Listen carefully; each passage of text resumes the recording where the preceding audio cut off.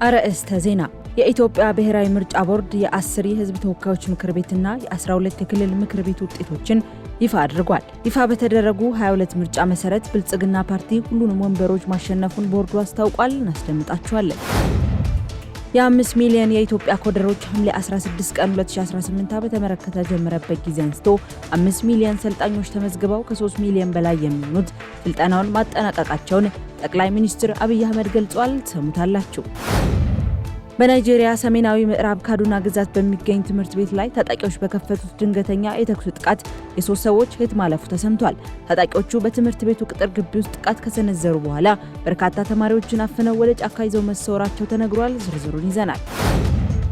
አሜሪካ በኢራን ወታደራዊ የስለላ የመገናኛና የአየር መከላከያ ጣቢያዎች ላይ ያነጣጠረ የተቀናጀ ጥቃት መፈጸሟን የአሜሪካ መካከለኛው እዝ አስታወቀ።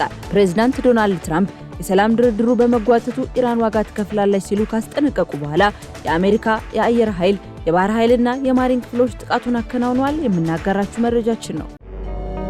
ሰላም ጤና ይስጥልኝ ሀገሬ ቴሌቪዥን ተመልካቾቻችን እንደምን ቆይታችኋል? ከሀገር ውስጥ እንዲሁም ከውጭ ያዝናቸው መረጃዎች ወደ እናንተ ማድረስ ጀምረናል። ምህረት ደግፍ መረጃዎቹን የማስደምጣችሁ ይሆናል። የኢትዮጵያ ብሔራዊ ምርጫ ቦርድ የ10 የህዝብ ተወካዮች ምክር ቤትና የ12 የክልል ምክር ቤት ውጤቶችን ይፋ አድርጓል። ይፋ በተደረጉ 22 ምርጫ ውጤቶች በሙሉ የብልጽግና ፓርቲ ማሸነፉን ቦርዱ አስታውቋል። ቦርዱ በማዕከላዊ ኢትዮጵያ ክልል 3 እንዲሁም በኦሮሚያ ክልል 7 የህዝብ ተወካዮች ምክር ቤት ወንበሮችን ውጤትም ይፋ አድርጓል።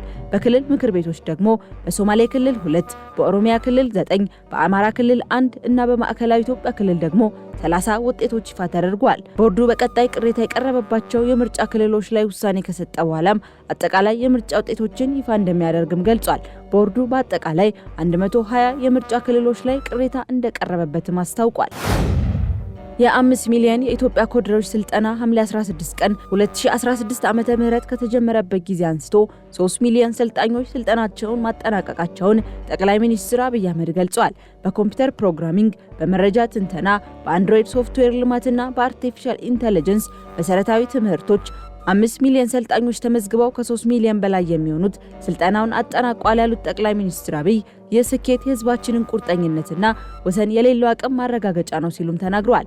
እስከ ነሐሴ 2018 ዓ.ም ድረስ የሰልጣኞችን ቁጥር 7 ሚሊዮን ለማድረስ የተሰነቀውን ግብ ለማሳካት እያንዳንዱ ኢትዮጵያዊ የዚህ ብሔራዊ ተልዕኮ አካል እንዲሆንም ጥሪያቸውን አቅርበዋል።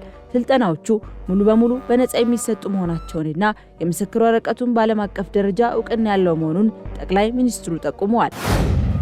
የፌዴራል ቴክኒክ ሙያ ስልጠና ኢንስቲትዩት የመጀመሪያው ዓለም አቀፍ የምርምር ጉባኤና የቴክኖሎጂ ፈጠራ ውድድር ሊያካሂድ መሆኑን አስታውቋል።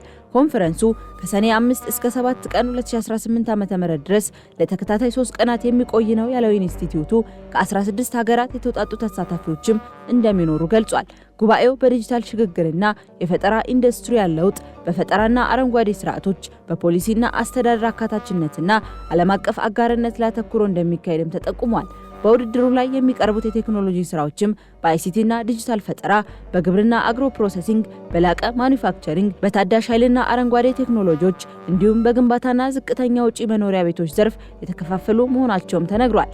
በኮንፈረንሱ ላይ ኢንዱስትሪዎች፣ ከፍተኛ የትምህርት ተቋማት፣ የቴክኒክ ሙያ ተቋማት፣ የመንግስት ተቋማት፣ የልማት አጋሮች፣ ተመራማሪዎች፣ የፈጠራ ባለቤቶችና ፖሊሲ አውጪዎችም በጋራ ይሳተፋሉ ተብሏል።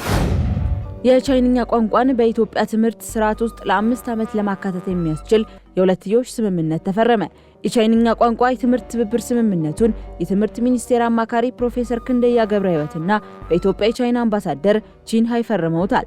ይህ ስምምነት በሁለቱ ሀገራት መካከል ያለውን ግንኙነት ከማሳደግ በዘለለ በቱሪዝም፣ በህዝብ ለህዝብ ግንኙነት፣ በቴክኖሎጂ ሽግግርና በሌሎች ዘርፎች ላይ የሚኖረው ሚና ከፍተኛ መሆኑንም ፕሮፌሰሩ ጠቁመዋል። ቻይና ለኢትዮጵያውያን በምታመቻቸው የስኮላርሺፕ እድል አማካኝነት ሀገሪቱ የላቀ ደረጃ ላይ በደረሰችበት የሰው ሰራሽ አስተውሎት ቴክኖሎጂ ዙሪያ ከኢትዮጵያ ጋር የእውቀት ልውውጥ ለማድረግ ስምምነቱ ከፍተኛ ጥቅም እንደሚኖሩ ተገልጿል። በኢትዮጵያ የቻይና አምባሳደር ቺንሄ በበኩላቸው በአሁኑ ወቅት በቻይና ዩኒቨርሲቲዎች ውስጥ የአማርኛ ቋንቋ ማስተማር መጀመሩ የሀገራቱ ታሪካዊ ግንኙነት ይበልጥ ያጠናከረና አዲስ ምዕራፍ የከፈተ መሆኑንም ገልጸዋል። ከሀገር ማዶ ወደ ያዝናቸው መረጃዎቻችን አለፍን። በናይጄሪያ ሰሜናዊ ምዕራብ ካዱና ግዛት በሚገኝ ትምህርት ቤት ላይ ታጣቂዎች በከፈቱት ድንገተኛ የተኩስ ጥቃት የ3 ሰዎች ሕይወት ማለፉ ተሰምቷል። ታጣቂዎቹ በትምህርት ቤቱ ቅጥር ግቢ ውስጥ ጥቃት ከሰነዘሩ በኋላ በርካታ ተማሪዎችንና መምህራንን አፍነው ወደ ጫካ ይዘው መሰወራቸው ተነግሯል። የግዛቱ የፖሊስ ቃል አቀባይ እንደገለጹት ሞተር ሳይክሎችን የተጠቀሙት በርካታ ታጣቂዎቹ በትምህርት ሰዓት ወደ ግቢው በመግባት ሰላማዊ ሰዎችን ኢላማ ያደረገ ተኩስ በመክፈት በፈጸሙት ጥቃት 2 የአካባቢው ጥበቃ ሰራተኞችና 1 መምህር ወዲያውኑ ህይወታቸው ያለፈ ሲሆን ቁጥራቸው ያልታወቁ መምህራንና ተማሪዎችም መታገታቸው ተነግሯል። የሀገሪቱ የመከላከያ ኃይል ታጋቾቹን ለማስለቀቅና አጥቂዎቹን በቁጥጥር ስር ለማዋል በአካባቢው የአየርና የምድር አሰሳ መጀመሩን የገለጸ ቢሆንም በተደጋጋሚ የሚከሰቱት የደህንነት ስጋቶች ግን በፕሬዝዳንት ቦላ ቲኑቡ መንግስት ላይ ከህብረተሰቡ የሚሰነዘረውን ከፍተኛ ቅሬታና ተቃውሞ ይበልጥ አባብሰውታል ተብሏል። የናይጄሪያ ሰሜናዊ ግዛቶች ባለፉት ዓመታት ለገንዘብ ማገቻ ሲባል በትምህርት ቤቶች ላይ የሚፈጸሙ እገታዎችና የሽብር ጥቃቶች በስፋት የሚስተዋልባቸው ቀጠናዎች ሆነዋል ሲልም ሮይተርስ አስነብቧል። አሜሪካ በኢራን ወታደራዊ የስለላ የመገናኛና የአየር መከላከያ ጣቢያዎች ላይ ያነጣጠረ የተቀናጀ ጥቃት መፈጸሟን የአሜሪካ መካከለኛው ዕዝ አስታወቀ። ፕሬዝዳንት ዶናልድ ትራምፕ የሰላም ድርድሩ በመጓተቱ ኢራን ዋጋ ትከፍላለች ሲሉ ካስጠነቀቁ በኋላ የአሜሪካ አየር ኃይል፣ የባህር ኃይልና የማሪን ክፍሎች ጥቃቱን አከናውነዋል። ጥቃቱን ተከትሎ በደቡባዊ ኢራን ባንደር አባስ፣ ሲሪክና ሚናብ በተባሉ አካባቢዎች የፍንዳታ ድምጾች ተሰምተዋል። ኢራን አጸፋዊ እርምጃ እንደምትወስድ በመዛቷ የአሜሪካ ወታደሮች በሚያስተናግዱት ባህሬን፣ ኩዌትና ዮርዳኖስ የሚሳኤል ማስጠንቀቂያ ሳይረኖች ተደምጠዋል። የኢራን የተባበሩት መንግስታት መልእክተኛ አሚር ሰኢድ ኢራቫኒ ሀገራቸው በጫናና በዛቻ ስር ሆና እንደማትደራደር ለጸጥታው ምክር ቤት ገልጸዋል። ይህ ግጭት ለ2 ወራት ቆይቶ የነበረውን የተኩስ አቁም ስምምነት ለአደጋ ያጋለጠ ሲሆን ኢራን የሆርሙዝ ወሽመጥን የመዝጋት አቅሟን እንደ ትልቅ መደራደሪያ እየተጠቀመችበት ትገኛለች። በሌላ በኩል እስራኤል የኢራን መንግስት እንዲወገድና የኒውክሌር መርሃ ግብሯ እንዲቆም ግፊት እያደረገች መሆኑ ውጥረቱን ይበልጥ አወሳስቦታል ሲል ዘ ቴሌግራፍ ዘግቧል። የካናዳ መንግስት የታዳጊዎችን ደህንነት ለመጠበቅ በማለም ከ16 ዓመት በታች ለሆኑ ህጻናት ደህንነታቸው ባልተረጋገጠ የማህበራዊ ሚዲያ መድረኮች ላይ እንዳይሳተፉ የሚከለክል አዲስ ረቂቅ ህግ ለፓርላማ ማቅረቡ ተገለጸ። ልጆቻችንን እየበደልን ነው ያሉት የካናዳ የባህል ሚኒስትር ማርክ ሚለር ከዚህ በላይ ይበቃል በማለት የህጉን አስፈላጊነት ገልጸዋል። ረቂቅ ህጉ ራስን መግዷቱን የሚያበረታቱ የጥላቻ ንግግሮችን ያለ ፈቃድ የሚለቁ የብልግና ምስሎችን ጨምሮ 7 ዋና ዋና ጎጂ ይዘቶችን ለመቆጣጠር ያለመ መሆኑ ተብራርቷል።